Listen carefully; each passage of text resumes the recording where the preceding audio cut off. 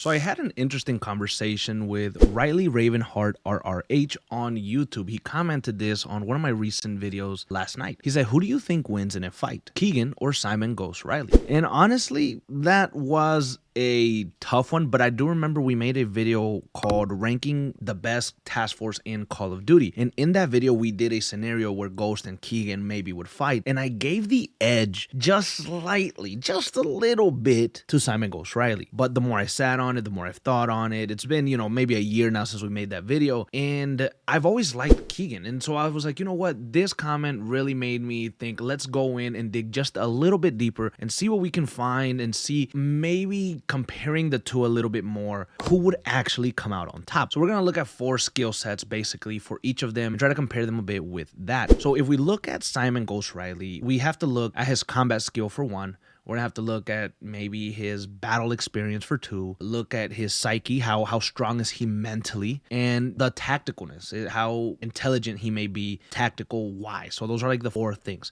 For his combat skill, he is trained by the Special Air Service, so he's extremely good at top tier close quarter combats. He's very good at stealth operations and counter-terrorism tactics. Now, he's operated in many of the most dangerous and crazy environments that the modern warfare world has to offer, and he usually has come out on top, barring that very terrible death from General Shepard in the original Modern Warfare 2. Now, for his battlefield expertise or his experience in the battlefield, Ghost has taken on many terrors globally: cartels, private militaries, ultranationalists. He's done anything from like urban warfare to black op missions, and so his combat experience is very big, it's very vast, and he has a lot that he can pull from. Then we look at him mentally, like what is his psyche, like how strong is he, mental wise. Well, we have Ghost, who has this trauma that happened to him when he was growing up, and he had this trauma when he was a grown man, and then he sees his family get murdered brutally by this Mexican cartel, and it could have broke him, it could have made him kill himself, it could have done a lot to him. I mean, he went through a really rough past. He even was sexually abused when he was older, but it didn't break him in particular. It really made him stronger. It made him more cold. It made him more focused. It made him maybe even a better operator, as crazy as that might sound, because of all the experience that he had. So he's able to kind of detach from everything and just concentrate on his goal at hand. I think that makes him very strong mentally and very hard to beat when it comes to that side of combat. Now, his intelligence tactically, like what can he strategize? Can he do certain things that maybe gives you the edge in combat? So I think working under somebody like Captain Price allows him to have a,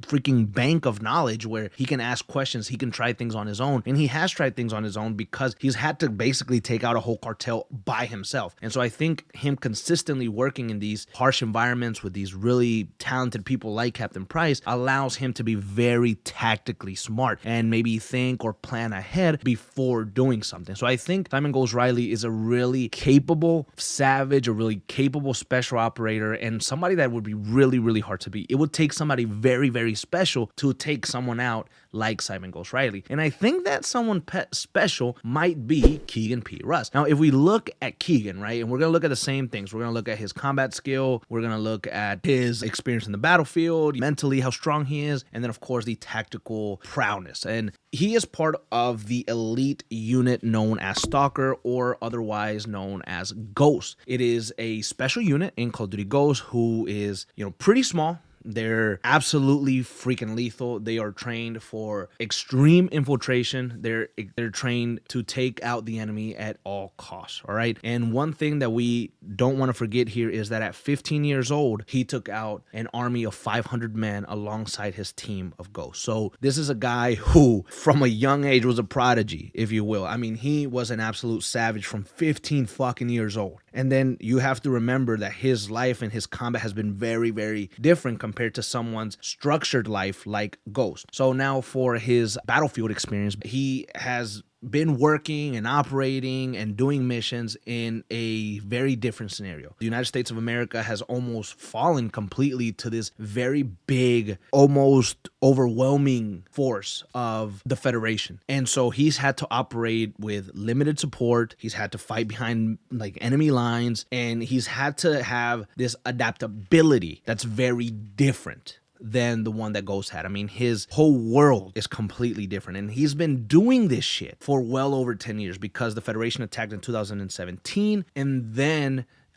we meet Keegan in 2027. That's a decade. That's 10 years of consistent battling behind enemy lines, battling things not going their way, battling with limited forces, and they still have found a way to push and fight against the Federation. So he is very, very adaptable and very fucking dangerous. Now, if we look at the mental part, we know that Keegan is known for being very calm, doesn't show much emotion, and he always seems to be mission first. He's always trying to calculate the next move. He's always trying to figure out the exit plan. He's always just focused on the mission. So if he were to be put in a 1v1 scenario, he would probably wait. He would probably be very calculating, use his surroundings around him. Like, how can I throw him off his edge? He reminds me a lot of Ghost in the mental side of things, right? Because Ghost went through a lot of emotional stuff personally, and Keegan has gone through a lot of emotional strain over the course of 10 years. For the last one, the tactical intelligence or tactical prowess, Keegan has spent most of his time fighting in ruins of cities, forests, deserts, snow, like all this type of different environments, and really isolated, right? So again, he can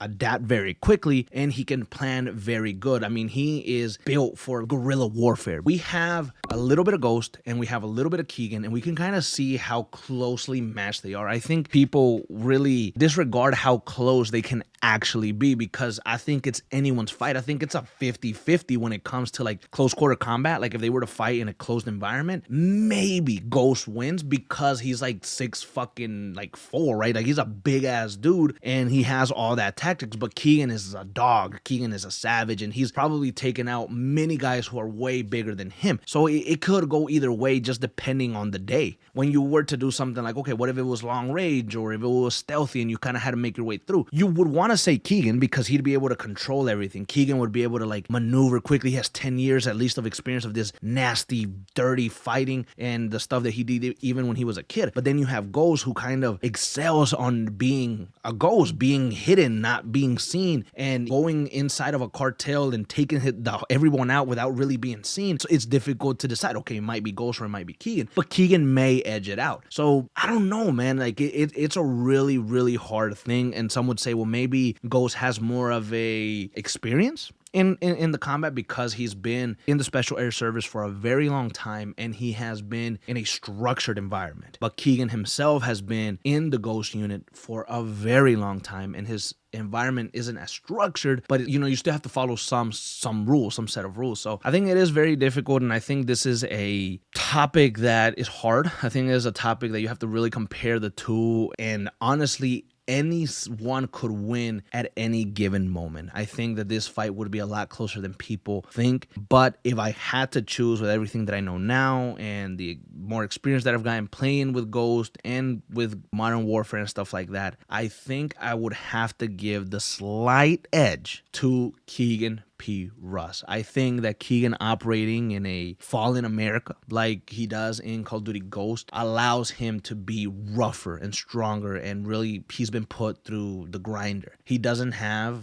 constant backup or unlimited backup that he can call on. He doesn't have a big ass task force that just helps him all the time. He doesn't have anyone that can just scoop him up if he's in trouble. I mean, he is alone most of the time, and in a 1v1 scenario, if you throw them in the forest, Keegan might figure it out. You know, the mindset, he might be able to catch Ghost off guard somehow and take him out. I think that that's ultimately what would happen. I think Keegan would come out on top. Keegan would beat Simon Ghost Riley in a 1v1. Of course, this is all just speculation. This is just for good old fun. And if you have a difference of opinion, please let me know down in the comments below why you think Ghost would beat Keegan.